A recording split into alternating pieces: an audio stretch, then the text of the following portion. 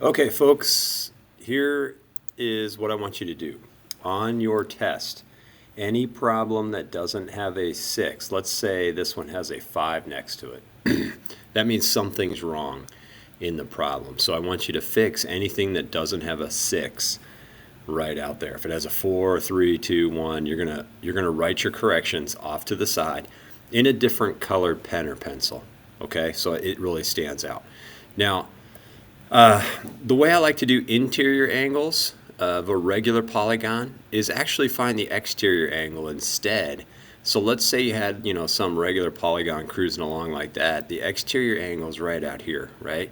And the sum of all exterior angles equal 360 every time, no matter how many sides your polygon has. So if I take 360 and I divide it by 6, because a hexagon has 6 sides, 6 angles, that gives me 60 degrees. So this exterior angle is 60 degrees, so the interior angle is 120 degrees.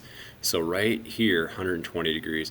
And I noticed some people didn't show a lot of work here. We had done this problem in our practice test, so you might have just put 120 over there. You probably want to show a little work every problem, because let's say you put down the wrong number. You look at the wrong line in your practice test and you put down 110 or something, or 135, I don't know.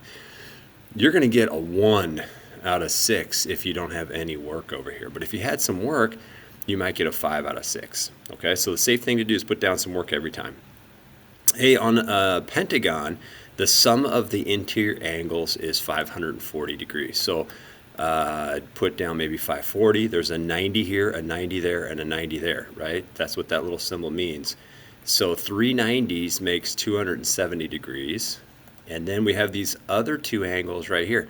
So adding like terms, I get 14x and I get negative 10, okay?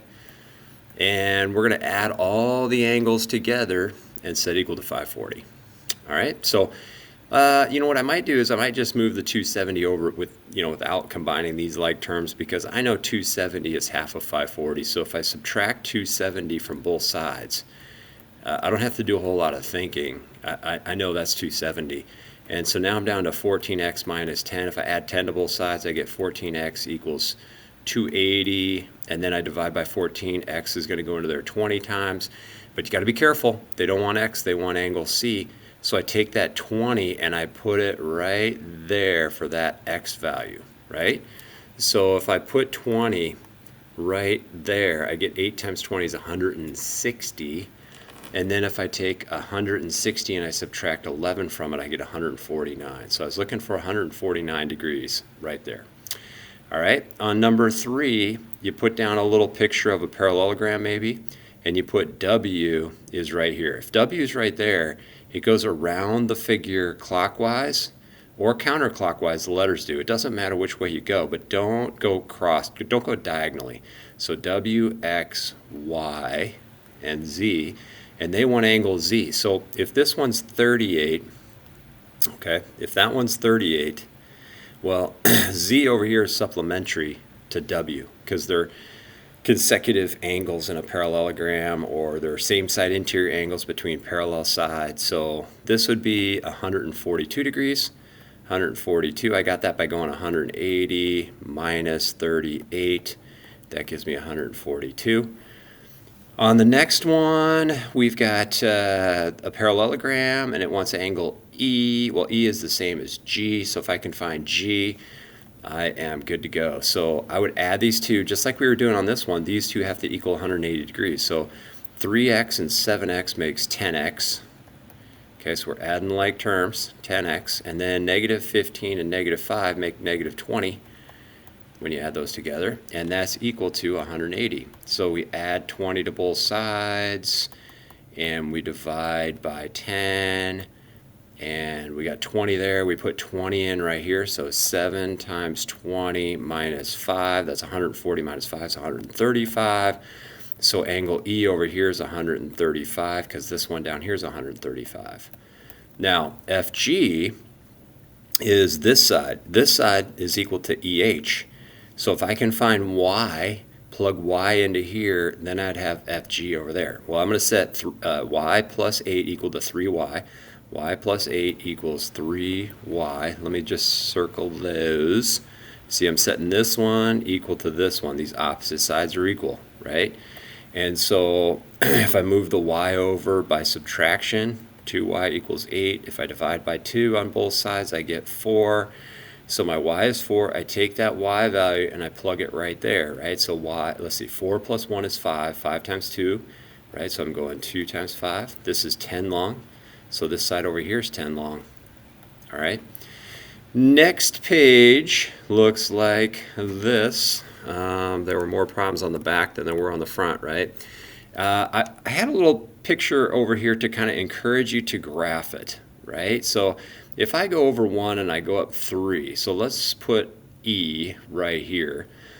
So let's see, that's 1 comma 3. And then if I go out 3, let's say, and I go up 5, let's say that's like right up there, that's 3 comma 5, that's F.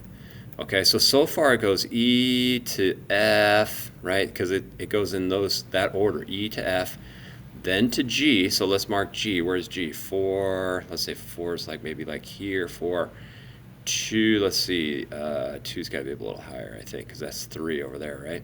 So this is 4 comma 2, and that's G. So look, we're going E to F to G, right? Now where is H going to be? H is going to be like down here somewhere, right? It's got to go the same direction this one's going, right? So that one is parallel to this one down here. So I think H has to be like somewhere in here. Now I am putting it right on the x-axis because I know what the answer is. But here's how you get that. Here's how you get that answer. Well, from 1, 3 to 3, 5, I am going over 2 spots. You know, from 1 to 3, it's over 2. To go from 3 to 5, I'm going up 2 spots. So we kind of want to reverse that. We want to go down 2 spots and over 2 spots to get to this one, right? So if I subtract 2 from the y value, I get 0. If I subtract 2 from the x value, I get 2. So I'm at 2 comma 0. A lot of people kind of went in the wrong direction. They like came up with a point up here or a point out there, and they're not going in the correct order. You got to go E to F to G, then to H. So E to F to G, then to H. Okay. One pair of base angles in isosceles trapezoid have that. The other has that. Well, here's what they're talking about. If you had an isosceles trapezoid, that means the sides are equal. That means the base angles are equal. So those 2 base angles are the same. These 2 base angles are the same. Now, between these 2 here, those are supplementary again because they're between parallel sides and they're on the same side of this leg. That means they're same side interior angles. So what I want to do is I want to take 2, it's 2 times the quantity of x minus 10 plus 4x plus 8 and set it equal to 180. Okay? Now, if I distribute my 2 through, I get 2x minus 20. I'm going to put it right down here. 2x minus 20. And then I've got plus 4x plus 8 equals 180. This bothered me that my tools are going to be in the way.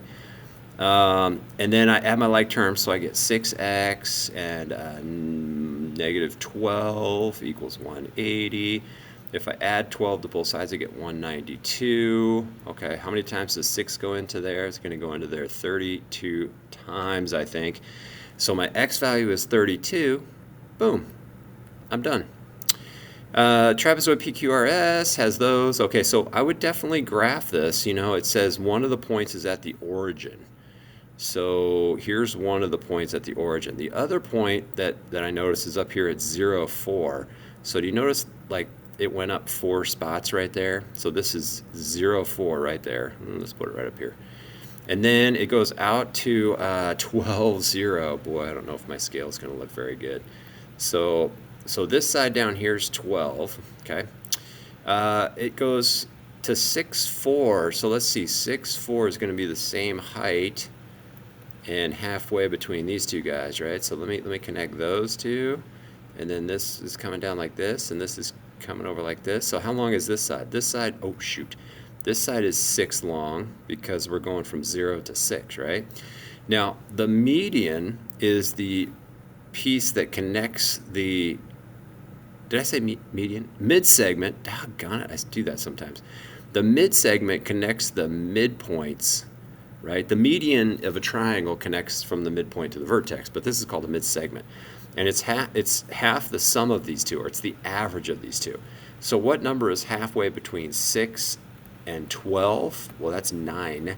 9 is halfway between, because you go up by 3, then you go up by 3 again to get to 12. If you don't like that process, go 6 plus 12 divided by 2. 6 plus 12 is 18. 18 divided by 2 is 9. So the mid-segment's length is 9. Fill in the blank with the correct answer choices. Now, my answer choices weren't there, right? I whited those out on all these problems that had multiple choice. So this picture I have of the test is not really fully updated. Uh-oh. So these last two problems are going to be a little messed up. I got to go find some pictures of the last two problems, and I'll make another video for you. So if you had a regular 10-sided polygon, and you wanted to know one interior, one exterior angle, again, I'd find the exterior angle first. So I go 360 divided by 10, that's 36 degrees. So my exterior angle goes on this blank, and then if I take 180 minus 36, I get 144, I think, 144 on this blank. Shoot, I wish I had number 9 here and 10 right down there. I'll go get a picture of those guys and then put another video in. Thanks for watching the first video.